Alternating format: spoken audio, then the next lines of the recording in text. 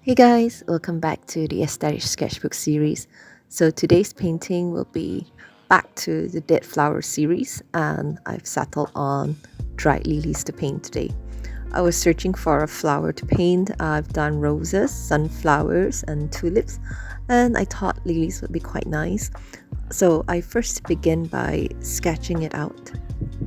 When searching for a dried flower to paint, I find that the petals are the most important part of it.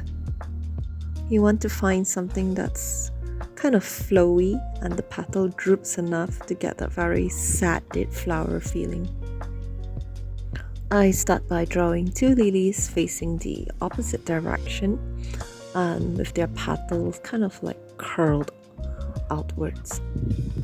Once I'm satisfied with the sketch, I start painting with a size 000 brush, and I start with the first petal to work with.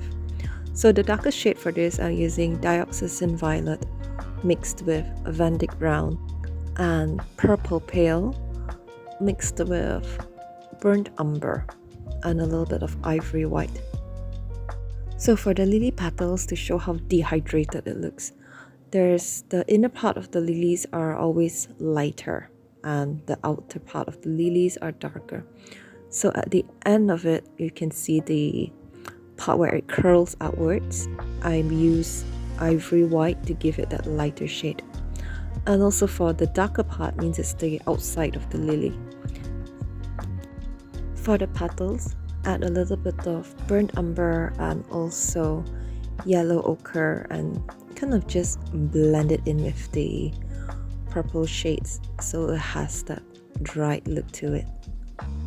When painting this, I think the most important part of it is to remember which part of the lily you're painting, the insides or the outsides of the petal.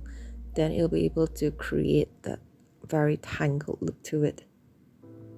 I usually like to start with the darker shade because a dried petal has so much texture that you have to try to create just with the different colors. I like to kind of draw out the strokes of the petal to create the flow of it with the darker shade first, which would be Van Dyck brown and dioxazine violet, and then I slowly fill in the blank spaces in between with a little bit more brown, and then I'll add a little bit of purple pale to it to give it the reminiscence of its former glory. Once lily number 1 is done, we're going to work on lily number 2. It's pretty much the same, just opposite directions and kind of like a different flow of the petals. Always remember the pointed tip will be the inner part of the lily. Paint that in ivory white plus purple pale and just a little bit of olive. Inner part of the lily light, outer part of the lily dark. You can play around with the colors, but I've only used dioxazine violet, purple pale, and for the brown shades, Van Dyck brown, burnt umber, and yellow ochre. Brown and purple are quite harmonious, so you can just feel free to blend it around and mix and match it a little bit. Start with one petal, use the dark shade to draw out the flow of the petal, and then fill in the blanks with the colors. I think when it comes to colors, usually you get quite a lot of freedom with it. There's no thing as like a set rule to follow by, especially when it comes to like a topic like this as well, you know.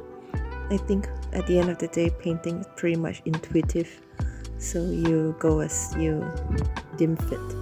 So for the petals, I'm using olive green mixed with a little bit of dioxazine violet, and for the background, I'm just painting it in Prussian blue and also Payne's grey so that the color of the lilac can stand out. So for this part, which is the antenna thingy on the lily, I'm using yellow mid for the long strings and orange for the seed. Because the flower is kind of facing differently, so you just have to draw that accordingly. And after this painting is finished, just have to peel off the tape and it is done. I hope you like this painting. I'm still trying to practice my voiceover for step-by-step tutorials, so I'm still trying, so bear with me. But anyway, I hope you like this painting, and I'll see you again in the next video. Thanks for watching. Goodbye.